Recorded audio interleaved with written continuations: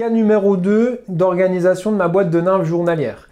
J'ai fait exprès, je vous projette à l'opposé du chapeau roux pour vous montrer le spectre mondial des rivières pour améliorer votre logiciel de pêche en nymphes.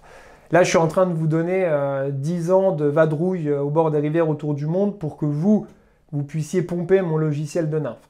Donc, on part en Laponie sur une rivière très large, très sauvage, très puissante, qui est la rivière Kaituma. Donc, vous voyez ici sur les photos, ça n'a rien à voir avec le chapeau roux. On est à l'opposé du spectre. On était sur une petite rivière resserrée avec des courants qui sont presque lisses, et alors que là, on est dans une rivière énorme avec des bouillons, et en plus, on a des poissons qui n'ont jamais vu une mouche de leur vie. Parce que ce qu'il faut savoir, c'est qu'en Laponie, les poissons se jettent sur la bouffe pendant 3-4 mois par an, donc c'est une pêche très très facile.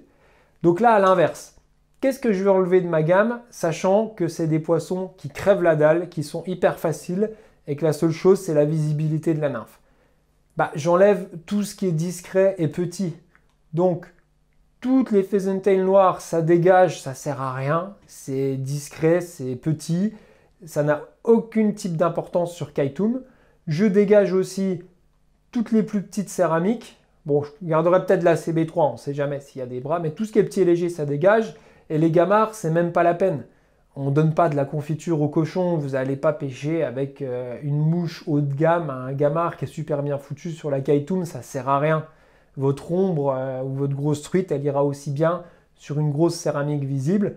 Donc j'ai dégraissé toute la collection pour Kaituma. Ce qui est important de Kaituma, c'est de bourriner, c'est de faire du poisson. Donc vous allez prendre toutes les céramiques tungstène, de préférence en orange. Alors, je vais même être extrême. Hein. Moi, sur Kaituma, j'y suis allé 2 fois, je prends que les céramiques orange. Je me fais pas chier, franchement. Que les céramiques orange, plus en sauteuse, de la PO3, une grosse pheasant tail qui va faire le job, qui est robuste. Donc, en gros, ma boîte de Kaituma, elle est ultra minimaliste parce que les poissons sont ultra faciles, quoi. Vous allez bananer là-dedans. Kaituma, si vous avez pêché en infophile, c'est minimum 50 ombres par jour. Hein. Minimum, hein. Ça c'est si vous restez sur le même caillou. La pêche en sèche, là-haut, j'en parle même pas. C'est encore un des grands sanctuaires de la pêche en sèche. Pour ceux qui aiment encore beaucoup la pêche en sèche, sur Kaituma, c'est fantasmagorique. Hein. Mais les plus gros poissons mangent toujours au fond.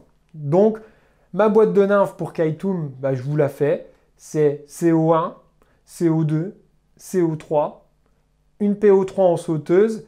Et puis, effectivement, on ne sait jamais s'il y a des petits bras de rivière à la con ou que je tombe sur un ruisseau.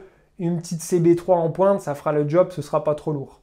Mais en fait, tout ce qui est cuivre, noir, gamard, je sais pas quoi, ou micro-céramique, ça dégage. Ça vous servira à rien sur Kaituma, mais j'en suis plus que persuadé. De 1, parce que je l'ai pêché, et de 2, parce que c'est des poissons qui n'ont jamais vu une mouche et qui vont pas du tout être sélectifs sur ce qui passe dans les courants.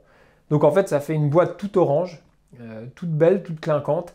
Et là, par contre, il vous faudra vraiment peut-être les 5 exemplaires de chaque, parce que là, vous pouvez vraiment vous faire péter par du gros poisson, et là, ça bouffe de la nymphe, quoi. Sur Kaituma, c'est une rivière très caillouteuse, très rugueuse, donc ça peut casser plus facilement. On est sur du 16 centièmes, c'est violent, ça tire.